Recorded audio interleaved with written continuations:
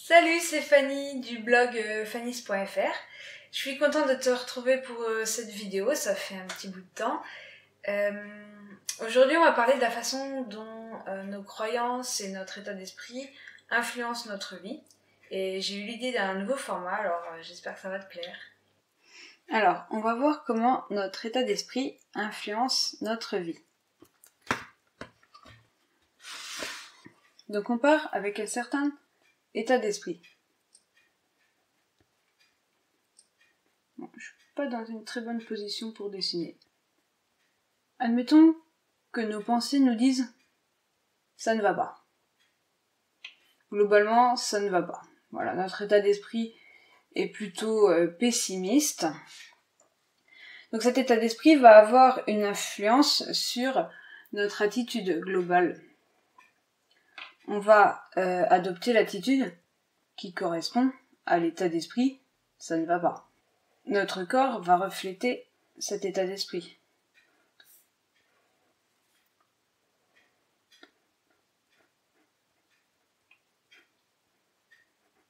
Voilà. Donc on va être dans une attitude plutôt négative, pessimiste. Cette attitude va avoir une influence sur la façon dont les autres vont nous percevoir.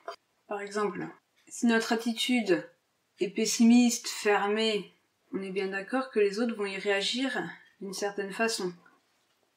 On leur laisse moins de possibilités d'interagir favorablement. On va peut-être appuyer sur des leviers inconsciemment qui vont les faire réagir d'une certaine façon, les frustrer, les induire de la colère, je ne sais pas. Les relations sociales vont être plus compliquées. Donc notre attitude va influencer les réactions des autres.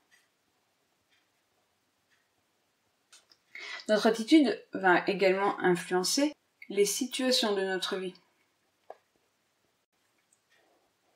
Voilà, une situation qui m'arrivait très souvent quand j'étais stressée, fatiguée, pas attentive au moment présent. Quel type d'attitude encore ? En colère, j'avais plus tendance à lâcher les objets par terre.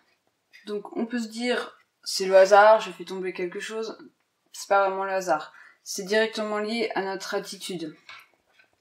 Ça peut être se cogner à des meubles, ça peut être n'importe quelle situation de vie. La façon dont on va la vivre, dont les choses vont se dérouler, ça va dépendre de la façon dont on rentre dans la situation. Et donc, les réactions des autres et les situations vont venir confirmer, renforcer notre état d'esprit de départ et donc confirmer nos croyances. Donc si au départ on était plutôt pessimiste, on va se dire effectivement, la journée a été dure, rien ne va. La vie nous donne raison. La vie nous donne raison, mais parce que c'est une suite plutôt logique de conséquences qui découlent directement de notre état d'esprit de départ.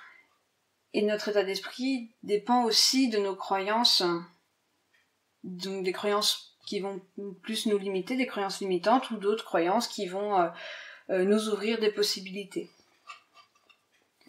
Donc voilà, les réactions des autres, les situations qu'on va vivre, les événements de notre vie vont venir confirmer nos croyances. Croyances qui vont influencer notre état d'esprit, donc ça fait une sorte de cercle vicieux dont il est difficile de se sortir, ça je comprends totalement. Il va falloir travailler donc sur les croyances limitantes, sur l'état d'esprit au quotidien, sur l'attitude. Et après, en travaillant là-dessus, on va voir les réactions des autres, les situations se modifier au fur et à mesure. Si on part maintenant de l'état d'esprit que tout va bien. Cela va induire une attitude favorable, une attitude ouverte, détendue, confiante.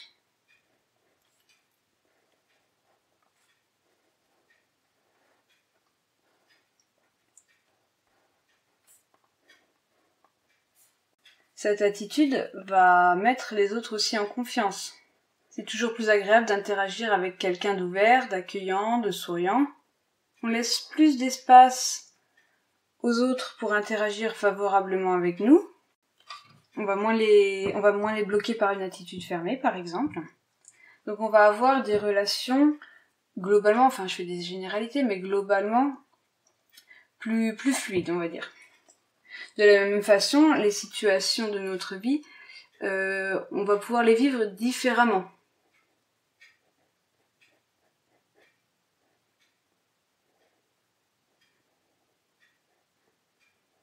Même par exemple, pour des mêmes circonstances, comme on va avoir une attitude différente, on va pas forcément avoir les mêmes gestes,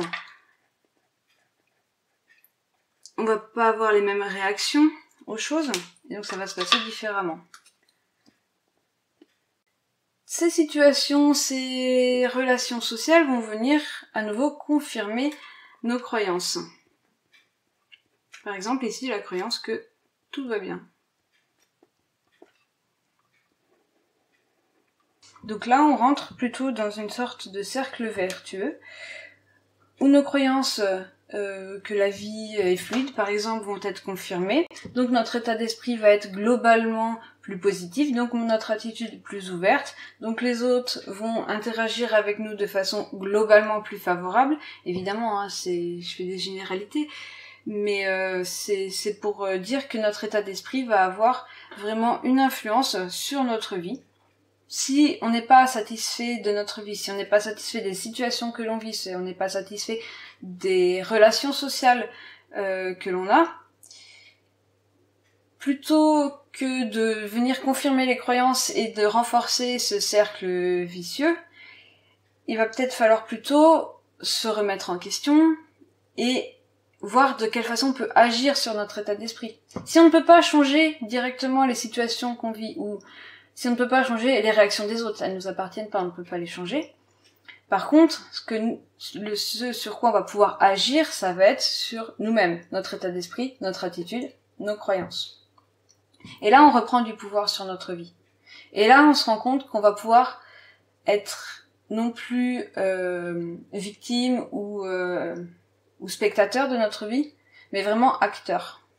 Et donc, on va pouvoir agir positivement de façon à créer, une sorte d'atmosphère positive. On va envoyer, si vous voulez, on va envoyer des vibrations positives qui vont dire tout va bien. Donc, qu'est-ce qui va nous revenir? Des situations qui nous prouvent que tout va bien. Voilà, je te remercie d'avoir regardé cette vidéo.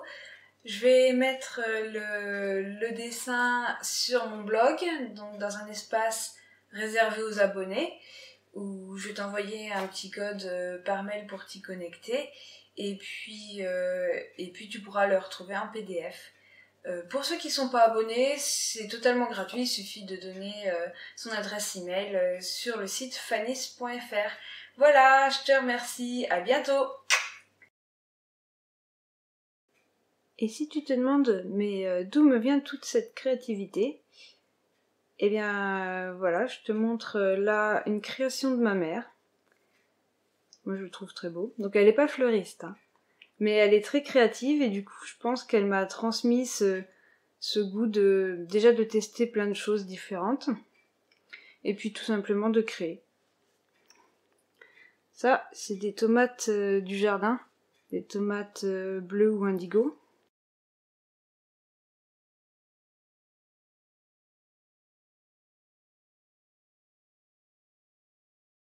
Il est beau, hein?